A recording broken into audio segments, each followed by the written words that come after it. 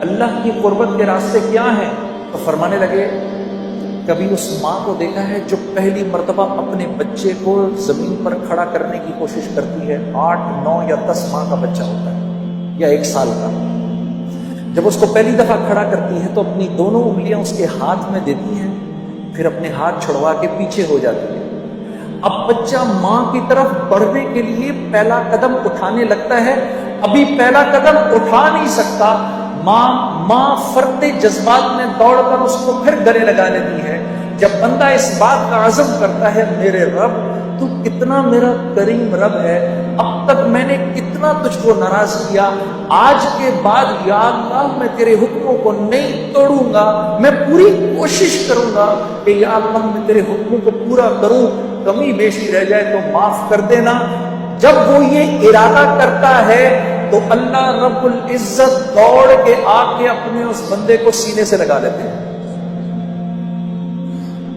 ارادہ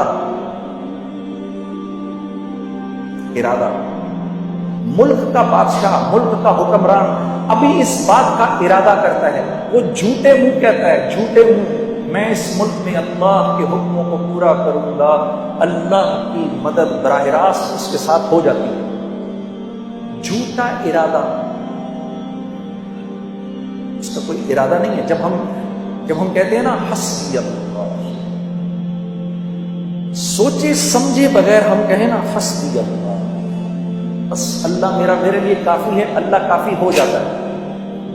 حسبی اللہ لا الہ الا هو علیہ توکلت وہو رب العرش العظیم۔ میرے دوستو یہ وہ دعا ہے جو دن میں اگر کوئی 7 مرتبہ شروع میں اور 7 مرتبہ شام میں اس دعا کو پڑھ لے پورے دن کے لیے، اور یہ وہ واحد دعا ہے جس کے بارے میں اللہ کے نبی نے فرمایا یہ میرا کوئی امتی اگر دھیان کے بغیر بھی پڑھے گا اللہ سارا دن اس کے ساتھ ہو جائیں گے۔ حسبی اللہ، میرا اللہ میرے ساتھ۔ کبھی اکیلے میں بیٹھنا، اللہ سے اپنے گناہوں کی معافی مانگ کے پھر تھوڑی دیر میں دل کو ایک تسکین ہوگی، 2 آنسو نکلیں گے، سمجھ جانا اللہ نے خوش ہو کے معاف کر دیا، پھر کہنا آنکھیں بند کر کے حسبی اللہ، پھر یاد کرنا کہ بھائی نے کہا تھا یہ بات، ساری دنیا کا مزہ ایک طرف، یہ جو 2 بول تم بولو گے حسبی اللہ، اللہ ایسا سکون دل میں دیں گے کہ تم کہو گے دنیا کی دولت بھی اس کے آگے ہیچ ہے۔ حسبی اللہ۔ تو ہمارا مسئلہ نیکیاں کرنا نہیں ہے، نیکیاں تو ہیں، دیکھو کتنا بڑا مجمع آ گیا جمعہ پڑھنے کے لیے، باہر بھی کتنے بیٹھے ہیں۔ ہمارا مسئلہ نیکیاں کرنا نہیں ہے، ہمارا مسئلہ برائی سے بچنا ہے۔ برائی سے نہیں بچا جاتا۔ برائی سے بچنے کا کیا مطلب ہے؟ کیا گناہ نہیں ہوں گے؟ نہیں، گناہ ہوں گے، برائی سے بچ۔ متقی کون ہے؟ وہ جو گناہ نہیں کرتا؟ نہیں، متقی تو وہ ہے جو گناہ کرتا ہے فوراً معافی مانگ لیتا ہے، یہ متقی ہے۔ گناہ کیا معافی مانگو، اللہ مجھے معاف کر دے، معاف ہو گیا، پھر گناہ ہوا، یا اللہ مجھے معاف کر دے، پھر معاف ہو گیا، یا اللہ معاف کر دے۔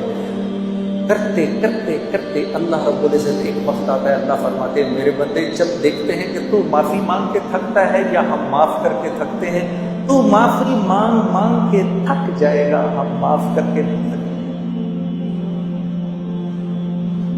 یہ تو ہم اللہ کو پہچانتے نہیں۔ آپ دیکھو یہ اسکول میں تو سبھی گئے ہیں، 8 بجے کا ٹائم، بھائی 8 بجے اسکول میں جانا ہے، 8 بجے نہیں پہنچو گے تو کیا ہو جائے گا؟ گیٹ بند ہو جائے گا، اس کے بعد گھسنے دیں گے اندر؟ نہیں گھسنے دیں گے، چلو بھائی باہر نکلو، گھر جاؤ۔ اب ادھر مؤذن اذان دیتا ہے، اللہ اکبر اللہ اکبر، اس رب سے بڑا کوئی نہیں ہے، یہی سب سے بڑا ہے۔ اذان ہو گئی، اذان کے بعد اللہ رب العزت کا حکم آنا چاہیے تھا، چلو بھائی بند کرو، مسجد کو بند کرو، کوئی مسجد میں نہیں داخل ہوگا۔ تو مؤذن سے کہا رک جاؤ رک جاؤ، ابھی تو میرے بندوں نے اذان سنی ہے، انہیں 15-20 منٹ تو دو، ابھی میرے بندے کاموں میں لگے، ابھی آئیں گے میرے بندے، ابھی آئیں گے۔ مسجدوں کے دروازے کھول دو، کیونکہ مسجد میری رحمت کی جگہ ہے، میرا گھر ہے، ابھی میرے بندے آئیں گے، کوئی بات نہیں اگر تھوڑی دیر ہو گئی، ابھی تو یہ آئیں گے۔ 15-20 منٹ کے بعد نماز کھڑی ہوئی، اللہ اکبر اللہ اکبر، قد قامت الصلاۃ قد قامت الصلاۃ، نماز کھڑی ہونے لگی ہے، نماز کھڑی ہونے لگی ہے۔ اب تو کہہ دینا چاہیے تھا اللہ کو، مؤذن کو، چلو جاؤ اب جا کر گیٹ پر تالے لگا، ہونا چاہیے تھا بھائی، سمجھ میں آنے والی بات ہے نا۔ 8 بجے اسکول بند ہو گیا، اب نہیں آ سکتا کوئی اندر، تو اللہ کو بھی تو، اللہ تو اسکول سے بڑا ہی ہے، لیکن نہیں، تالے نہیں لگانا، کوئی بات نہیں، تمہاری نماز کھڑی ہوگی، پیچھے سے میرے بندے آ رہے ہیں، کھول کر۔ اتنے میں جناب بھائی پہنچے، اللہ اکبر، مولانا نے پڑھنا شروع کیا، الحمدللہ رب العالمین الرحمن الرحیم۔ بھائی پہنچ گئے، یا اللہ میں کیا کروں؟ چپ کر کے کھڑا ہو گیا اس کے پیچھے، یا اللہ میری تکبیر اولا مل جائے گی، مل گئی۔ رکوع کے اندر جانے لگے، رکوع میں چلے گئے، پیچھے سے دوسرے بھائی دوڑے ہوئے آئے، یا اللہ میں کیا کروں؟ چپ کر کے کھڑا ہو جا، یا اللہ میری نماز، چپ کر جا، کھڑا ہو جا، نماز مل گئی۔ 2 رکعت گزری، تیسرے بھائی آئے، یا اللہ کیا کروں؟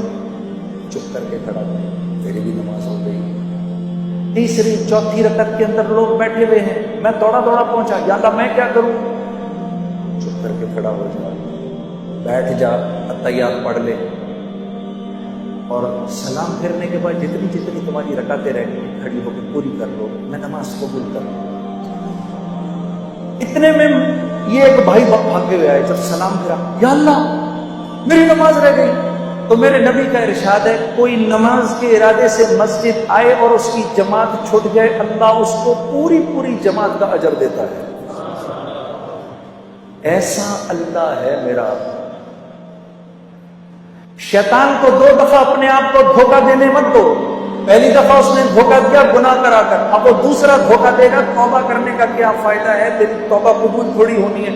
اس کو بولو، اے بدبخت، جب تجھ کو اللہ نے نکالا تھا جنت سے، تو نے 10 دعائیں مانگی، اللہ نے ساری پوری کی، تو میں تو اس کا فرما بردار ہوں، میں تو کلمہ گو ہوں، اگر میں مان پڑوں گا تو میری نہیں مانے گا۔ میرے عزیز دوستو، جب آپ اپنے گناہ کی توبہ کرتے ہیں تو آپ کو پتہ ہے کیا ہوتا ہے؟ جب ہم توبہ کرتے ہیں، اللہ اس گناہ کو معاف کر کے نیکی میں بدل کے آخرت کا توشہ بنا دیتا ہے، اور آپ ایسے ہو جاتے ہیں جیسے آپ نے اس گناہ کو کیا ہی نہیں۔ یہ تو ہماری بدقسمتی ہے، ہم اپنے آپ کو اللہ سے دور کیا ہے۔ یہ وجہ ہے میرے دوستو، جب ہم دعا کرتے ہیں تو دعا نہیں قبول